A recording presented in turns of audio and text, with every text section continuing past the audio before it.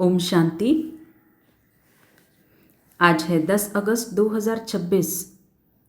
प्रातः मुरली मधुबन से बाप दादा।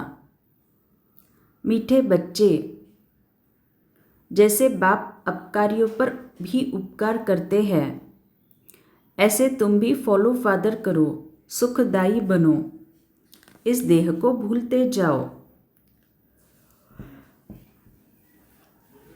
प्रश्न: देही अभिमानी रहने वाले बच्चों की मुख्य निशानियां क्या होगी? उत्तर: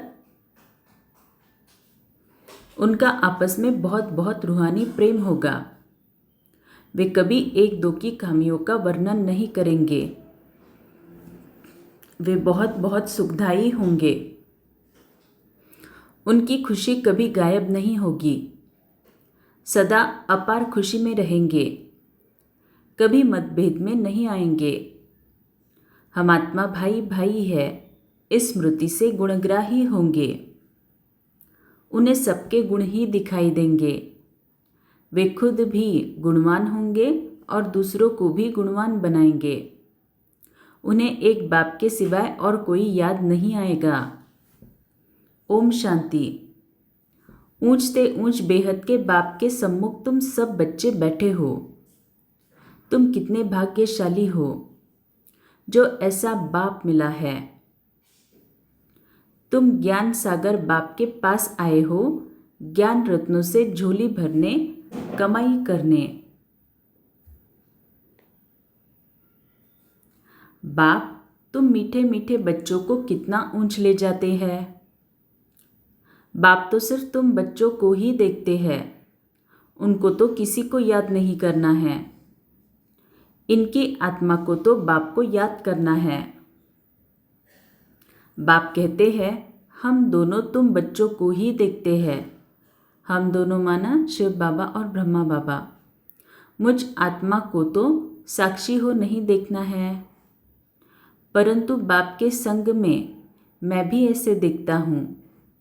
बाप के साथ रहता तो हूँ ना, उनका बच्चा हूँ। ये ब्रह्मा बाबा बता रहे हैं, उनका बच्चा हूँ तो साथ में देखता हूँ। मैं विश्व का मालिक बन घूमता हूँ, जैसे कि मैं ही यह करता हूँ। मैं दृष्टि देता हूँ। देह सहित सब कुछ भूलना होता है। तो इस ज्ञान मार्ग का सबसे बड़ा पुरुषार्थ, जिस पुरुषार्थ को अगर हम नहीं करते तो जैसे कि इस ज्ञान में होते हुए भी हम ज्ञान में नहीं होते। देह सहित सब कुछ भूलना होता है। बाकी बाप और बच्चा जैसे एक हो जाते हैं तो बाप समझाते हैं, मीठे बच्चे खूब पुरुषार्थ करो।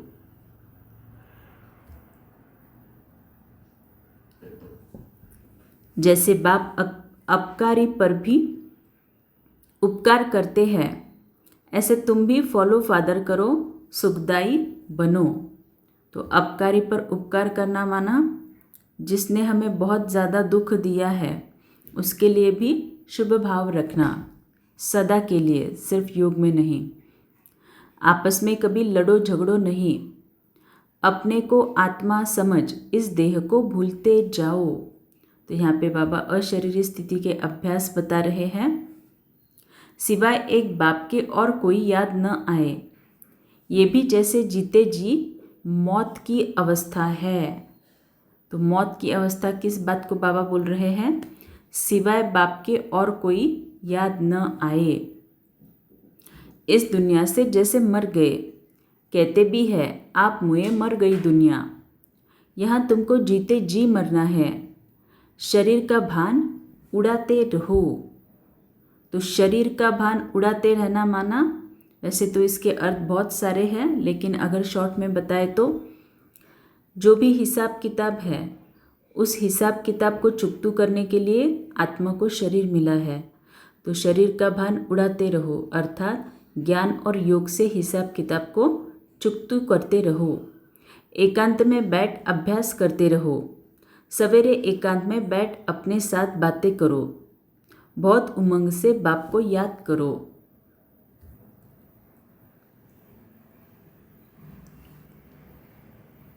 बाबा बस अभी हम आपकी गोद में आया कि आया। तो आज दिन भर इस पॉइंट को मन ही मन रिपीट करना बाबा को देख के। बाबा बस अभी हम आपकी गोद में आया कि आया। बस एक की याद में ही शरीर का अंत हो, इसको कहा जाता है एकांत। तो एक की याद में शरीर का अंत, इसको एकांत कहा जाता है। आज बाबा बहुत सारी एक्सप्लेनेशन दे रहे हैं। बाप को याद करते करते ये शरीर रूपी चमड़ी छूट जाएगी।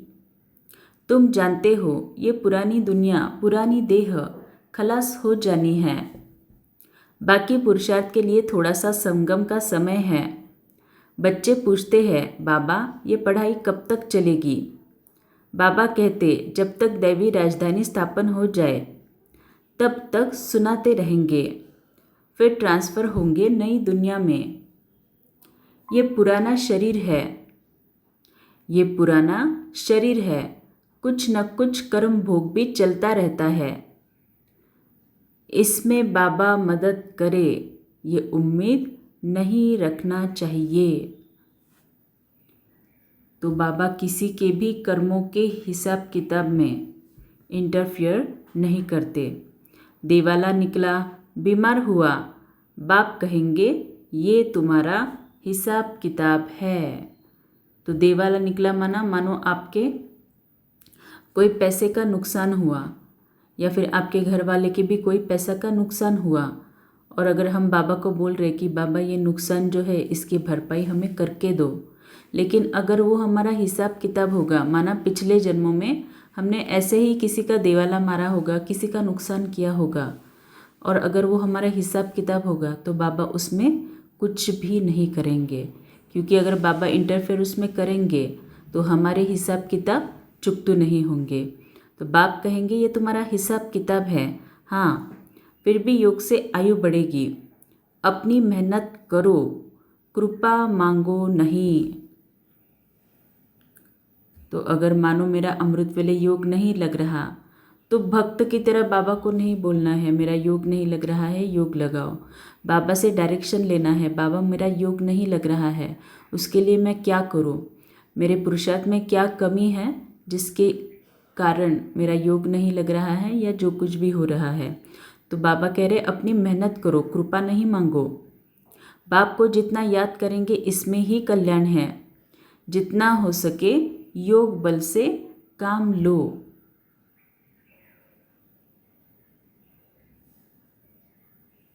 भक्ति मार्ग में गाते हैं, मुझे पलकों में छिपा लो, प्रिय चीज़ को नूरे रत्न प्राण प्यारा कहते हैं।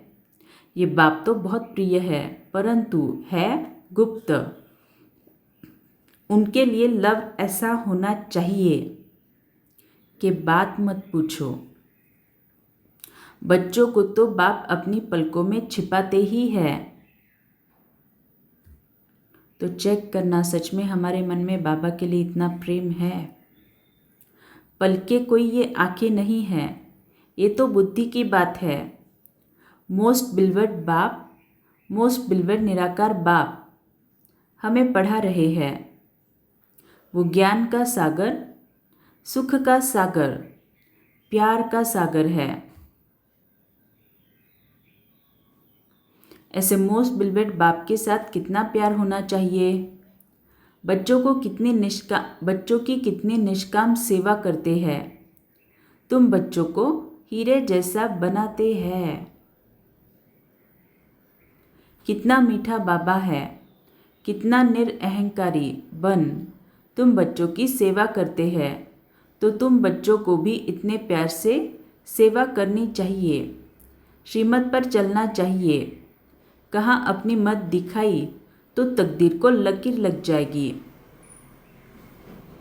तुम बच्चों का आपस में बहुत रूहानी प्रेम होना चाहिए, परंतु देह अभिमान में आने के कारण वो प्यार एक दो में नहीं रहता है। एक दो की खामियां ही निकालते रहते हैं। फलाना ऐसा है, वो ये करता है। तुम जब देही अभिमानी थे तो किसकी खामियां नहीं निकालते थे। आपस में बहुत प्यार था। अब फिर वही अवस्था धारण करनी है। पहले तुम कितना मीठा थे, फिर ऐसा मीठा सदा सुखदाई बनो। देह अभिमान में आने से दुखदाई बने तो तुम्हारी रूहानी खुशी गायब हो गई, लाइफ भी छोटी हो गई। अब फिर बाप आया है तुम्हें सतोप्रधान बनाकर सदा सुखदाई बनाने।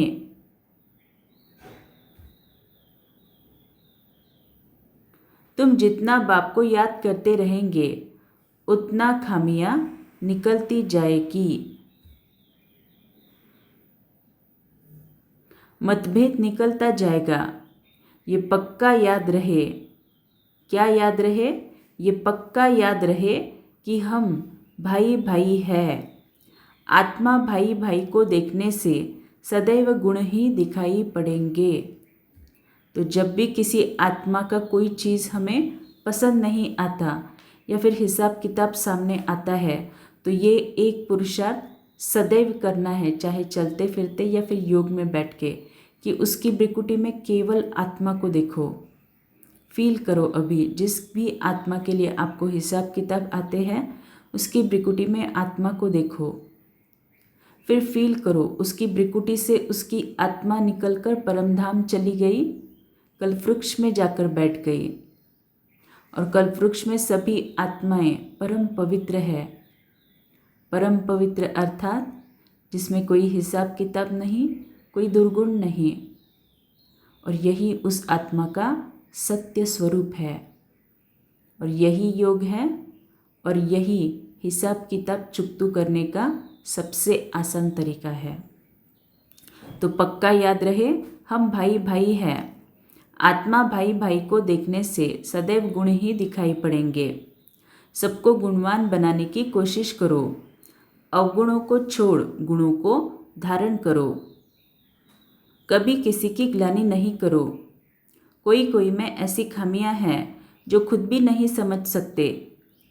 वो तो अपने को बहुत अच्छा समझते हैं, परंतु खामी होने के कारण कहाँ न कहाँ उल्टा बोल निकल पड़ता है।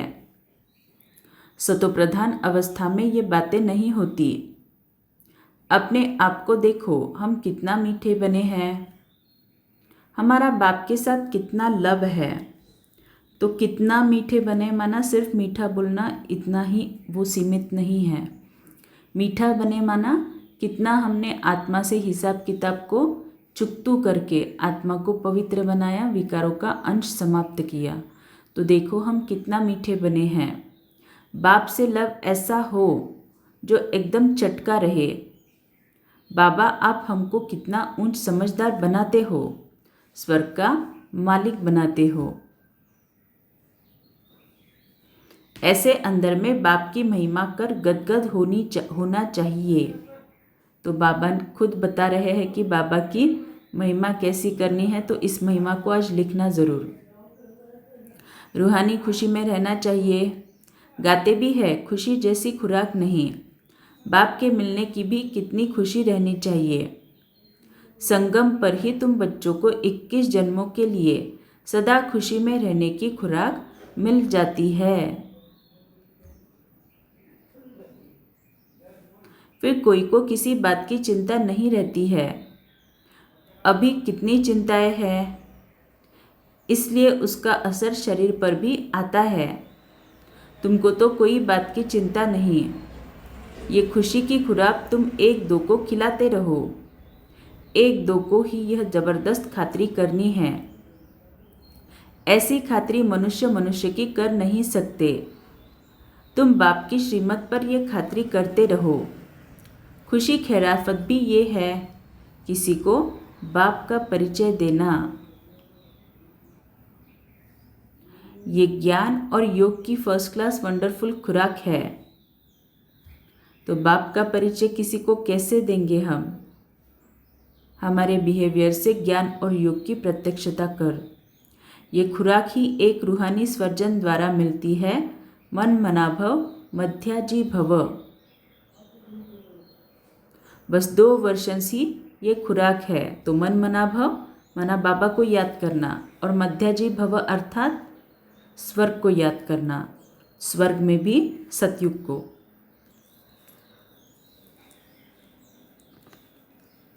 मोस्ट पिलवेट बाप से विश्व की बादशाही मिलती है। ये कोई कम बात थोड़ी ही है। ये 2 वचन ही नामी ग्रामी हैं। इन 2 वचनों से तुम एवर हेल्दी एवर वेल्दी बन जाते हो। तो तुम बच्चों को इन बातों का सिमरन कर हर्षित रहना चाहिए। Godly student life is the best. ये गायन भी अभी का है। जितना हो सके 1-2 को ये रूहानी खुराक पहुंचाओ। 1-2 की उन्नति करो। टाइम वेस्ट ना करो। बड़े धीरज से, गंभीरता से, समझ से बाप को याद करो। अपना जीवन हीरे जैसी बनाओ। तो बाबा को धीरज से, गंभीरता से, समझ से याद करना है, सोचना इसके बारे में। मीठे बच्चे, बाप की जो श्रीमत मिलती है उसमें गफलत नहीं करनी चाहिए। बाप का संदेश सभी को पहुंचाना है। बाप का मैसेज सभी को मिलना तो है ना। क्या मैसेज है बाबा का? मैसेज बहुत सहज है। सिर्फ बोलो। अपने को आत्मा समझ बाप को याद करो और कर्मेंद्रियों से मनसा वाचा कर्मणा कोई भी बुरा कर्म नहीं करो। तो ये बाबा का मैसेज है जो हमें सब तक पहुंचाना है। एक तो बता के पहुंचा सकते हैं या फिर इस मैसेज को प्रत्यक्ष रीति में धारण कर अपने कर्मों द्वारा इस मैसेज को सबको दे सकते हैं। एक दिन तुम्हारे इस साइलेंस बल का आवाज़ निकलेगा। दिन प्रतिदिन तुम्हारी उन्नति होती जाएगी। तुम्हारा नाम बाला होता जाएगा। सब समझेंगे ये अच्छी संस्था है, अच्छा काम कर रहे हैं। रास्ता भी बहुत सहज बताते हैं। ये ब्राह्मणों का झाड़ बहुत बढ़ता जाएगा। प्रजा बनती रहेगी। सेंटर्स बहुत वृद्धि को पाएंगे। तुम्हारी प्रदर्शनी भी गांव-गांव में होगी। तो बाबा बोल रहे ब्राह्मणों का झाड़ बढ़ेगा, प्रजा भी बढ़ेगी। इसी का मतलब क्या? सभी तो राजा नहीं बनेंगे। माना सभी के सभी संस्कार परिवर्तन नहीं होंगे। जिनको राजा बनना है वही और सिर्फ वही आत्मा अपने स्वभाव संस्कार को परिवर्तन करेगी।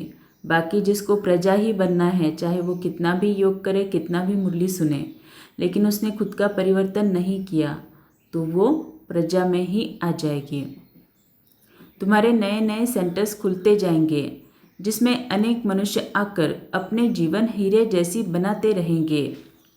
तुम्हें बहुत प्यार से एक एक की संभाल करनी है।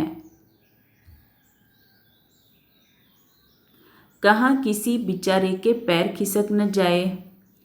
जितने जास्ती सेंटर्स होंगे उतने जास्ती आकर जीवदान पाएंगे। जब आप बच्चों का प्रभाव निकलेगा तो बहुत बुलाएंगे कि यहाँ आकर हमको मनुष्य से देवता बनाने का राजयोग सिखाओ। आगे चलकर बहुत धूमधाम होगी कि वही भगवान आकर आबू में पधारे हैं। तुम बच्चे देख रहे हो कि इस समय पुरानी दुनिया में अनेक इंटरनेशनल रोले हैं। अब यह सभी रोले खत्म होने हैं। इसकी तुम्हें कोई भी फिक्रात नहीं करनी है। तुम सबको सुनाओ कि इसकी परवाह नहीं करो। अब ये पुरानी दुनिया गई की गई, इसमें मोह नहीं रखना है।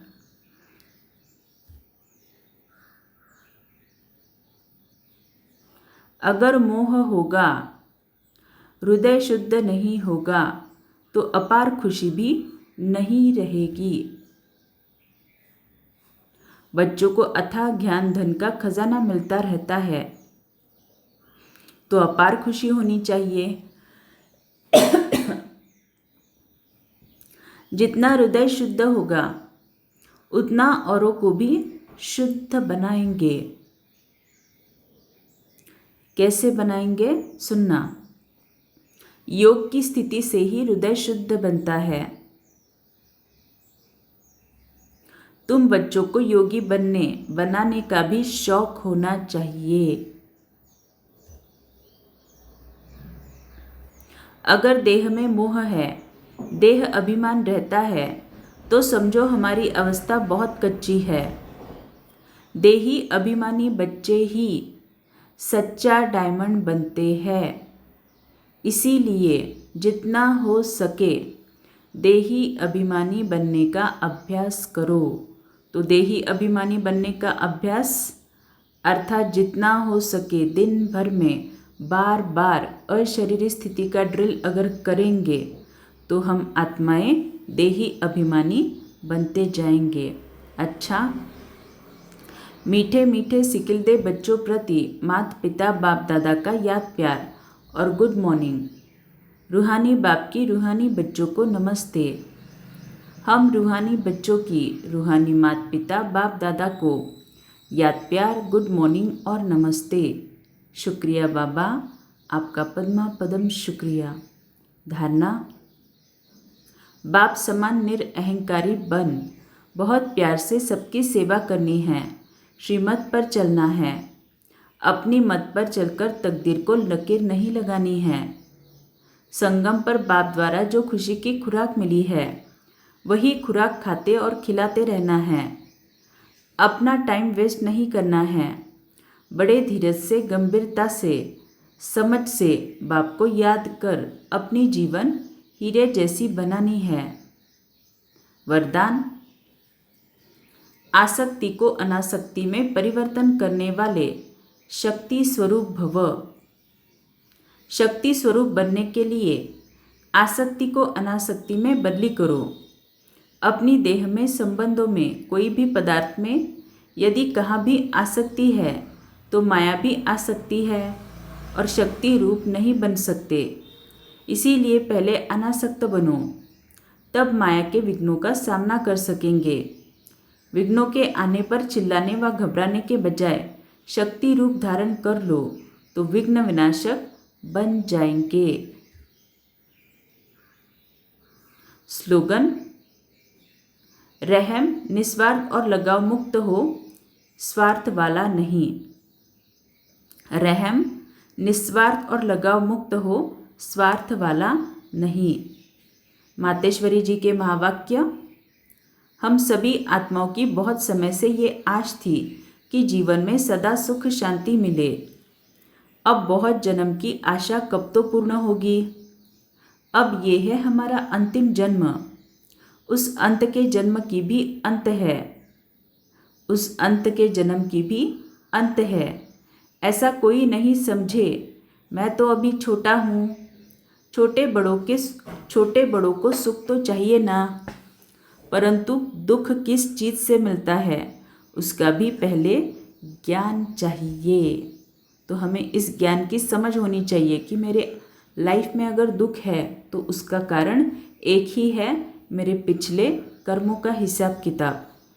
अब तुमको नॉलेज मिली है कि इन 5 विकारों में फंसने के कारण ये जो कर्म बंधन बना हुआ है उनको परमात्मा की याद अग्नि से भस्म करना है।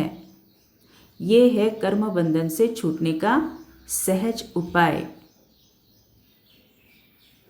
इस सर्वशक्तिवान बाबा को चलते फिरते श्वासोश्वास याद करो। अब ये उपाय बताने की सहायता खुद परमात्मा आकर करता है, परंतु इसमें पुरुषार्थ तो हर एक आत्मा को करना है।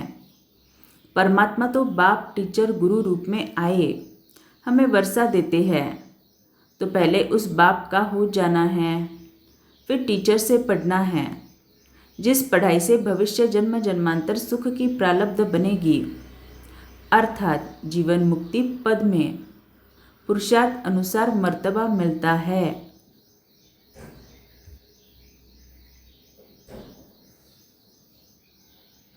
गुरु रूप में पवित्र बनाए मुक्ति देते हैं। तो इस राज को समझ ऐसा पुरुषार्थ करना है। यही टाइम है पुराना खाता खत्म कर नई जीवन बनाने का। इसी समय जितना पुरुषार्थ कर अपनी आत्मा को पवित्र बनाएंगे उतना ही शुद्ध रिकॉर्ड भरेगा, फिर सारा कल्प चलेगा। तो आत्मा को पवित्र शुद्ध बनाना माना ज्ञान और योग के बल से जो भी हिसाब किताब है उसको चुकतू करना, ज्ञान और योग से आत्मा के अंदर जो भी खामियां हैं, जो भी विकार है, उनको भस्म करना, ये है संपूर्ण पवित्र बनना। तो सारे कल्प का मदार माना पूरे 5000 वर्ष का मदार मतलब भाग्य इस समय की कमाई पर है। सारे कल्प का मदार माना सिर्फ सतयुग त्रेता का भाग्य हम नहीं लिख रहे हैं, उसके साथ साथ द्वापर और कलयुग में भी हमारे जीवन कैसी होगी वो भी हम इसी समय लिख रहे हैं। देखो, इस समय ही तुम्हें आदि मध्य अंत का ज्ञान मिलता है। हमको सुदेवता बनना है और अपनी चढ़ती कला है। फिर वहाँ जाके प्रारब्ध भोगेंगे। वहाँ देवताओं को बात का पता नहीं पड़ता है कि हम गिरेंगे। अगर ये पता होता कि सुख भोगना और फिर गिरना है तो गिरने की चिंता में सुख भी भोग नहीं सकेंगे। तो ये ईश्वरीय कायदा रचा हुआ है कि मनुष्य सदा चढ़ने का पुरुषार्थ करता है, अर्थात सुख के लिए कमाई करता है। परंतु ड्रामा में आधा आधा पार्ट बना पड़ा है। जिस राज को हम जानते हैं, परंतु जिस समय सुख की बारी है तो पुरुषार्थ कर सुख लेना है। ये है पुरुषार्थ की खूबी। एक्टर का काम है एक्ट करने समय संपूर्ण खूबी से पार्ट बजाना, जो देखने वाले हियर माना वाह वाह करे। इसीलिए हीरो हीरोइन का पार्ट देवताओं को मिला है, जिन्हों का यादगार चित्र गाया और पूजा जाता है। निर्विकारी प्रवृत्ति में रह कमल फूल समान अवस्था बनाना, ये देवताओं की खूबी है। तो जितना जितना अगर हम घर में रह रहे हैं तो हिसाब किताब में रहते हुए भी बस ज्ञान और योग से उसे चुक कर रहे हैं, तो हम जैसे कि प्रवृत्ति में रहते भी कमल फूल समान बन रहे हैं। इस खूबी को भूलने से ही भारत की ऐसी दुर्दशा हुई है। अब फिर से ऐसे जीवन बनाने वाला खुद परमात्मा आया हुआ है। अब उनका हाथ पकड़ने से जीवन नैया पार होगी। अच्छा, ओम शांति।